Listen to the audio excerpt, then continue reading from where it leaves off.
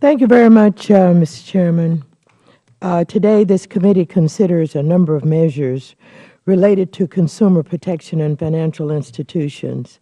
It is not difficult to see that your new approach is an approach to the same old bills. A number of times, including this week, I noticed that you have made some comments about these bills. As you described community bank relief measures with bipartisan support, and some of them are. There are some reasonable proposals before us today, and I and my fellow Democratic members would earnestly like to collaborate with Republicans, but it's been very difficult. Countless times this year, our members worked with you on proposals that would provide relief for community banks, make technical fixes to Dodd-Frank, and reauthorize important programs. But we have ended up seeing little real legislative progress that requires thoughtful negotiations, open communications, and a willingness to compromise so that legislation can actually be signed into law. I must say that you did work with us to garner bipartisan support for smaller bills, only to orchestrate their failure by packaging them with toxic measures that are simply unacceptable special interest giveaways. And we tried to point this out to you. Your first order of business this year was circumventing committee process to slip through a massive gift to a handful of the biggest Wall Street banks, or just on just the second day this Congress convened. We tried last year to work with you to move a bipartisan agreement to make important clarifications to capital standards for insurance companies. You refused. And you also refused to move on reauthorizing the terrorism risk insurance program without gaining something in return. The program lapsed as a result.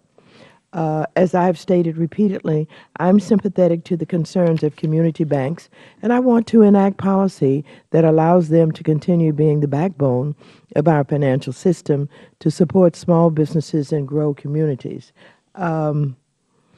However, I am skeptical of efforts to co-opt community banks to enact broader, more harmful changes.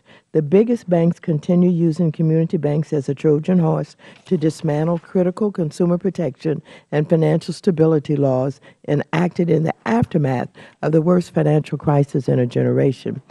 In addition, a number of the measures we will consider today would propose nominal changes related to the highly successful Consumer Financial Protection Bureau.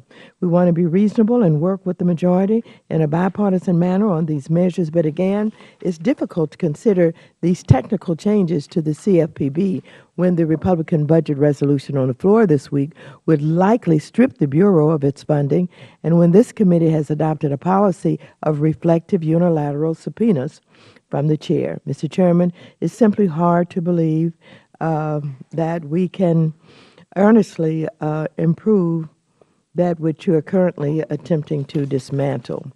And while I support some of the measures we are considering today, I remain concerned that some of them are solutions in search of problems that do not exist.